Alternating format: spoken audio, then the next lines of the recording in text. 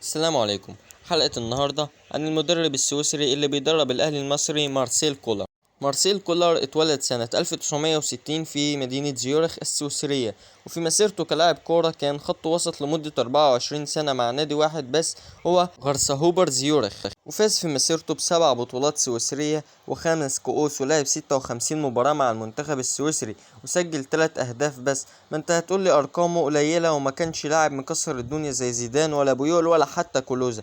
تعال أقولك عمل ايه كمدير فني. درب نادي ويل ولعب معاهم 41 مباراة وفاز ب15 بس، وكمان درب نادي سانت غالن وفاز ب66 مباراة من 151 مباراة، وكمان درب النادي اللي لعب فيه ولعب معاهم 70 مباراة وفاز ب40 مباراة بس، وكان مدرب نادي بخم وبيلعب معاهم 152 مباراة وفاز 56 بس، ودرب نادي كولن ونادي بازل ومنتخب النمسا لحد ما بيدرب النادي الأهلي. ويلا بينا نحكي عن مسيرته مع النادي الأهلي المصري. في 9 سبتمبر 2022 وقع كولر عامين مع الأهلي، وأول لقب ليه كان على حساب الزمالك في كأس السوبر المصري 2-0 على استاد هزاع بن زايد، والبطولة التانية كانت في 10 إبريل سنة 2023 فاز بلقبه التاني مع بطولات كأس مصر على بيراميدز 2-1، وفي 5 مايو 2023 لقبه التالت كان على حساب بيراميدز بنتيجة 1-0 في كأس السوبر المصري على استاد محمد بن زايد، وفي 11 يونيو 2023 فاز باللقب الأهم فيهم كلهم على الوداد بنتيجة 3-2 على استاد محمد عبد المنعم،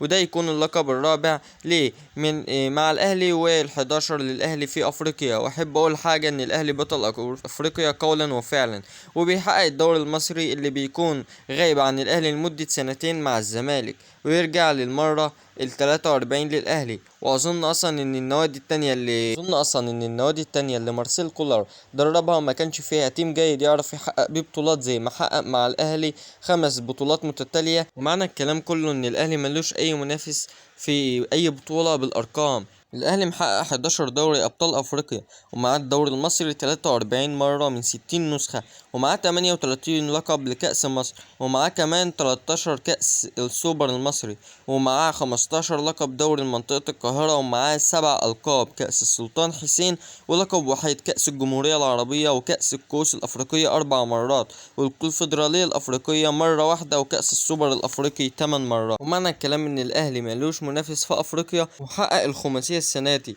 ونتائجه المبهرة في المباريات وبالفوز ب3-0 في كل مباراة لعبها مارسيل كولر مع النادي الأهلي. ومتنساش بقى ان في الفترة الجاية ديت في كاس عالم للأندية، واظن الاهلي ان شاء الله يلعب النهائي ويحقق المركز التاني قدام مانشستر سيتي. ما هو مش كل مرة ندوق حلاوة البرونزية، عايزين ندوق حلاوة الفضية المرة الجاية. اظن كمان ان مارسيل كولر بيدرس فكر جوارديولا ومانشستر سيتي، واتمنى كمان يفوز عليهم في النهائي. كان معاكم زياد من قناة حكاوي كورة، متنساش تتابعنا عشان ما يفوتكش كل معلومة عن عالم كرة القدم.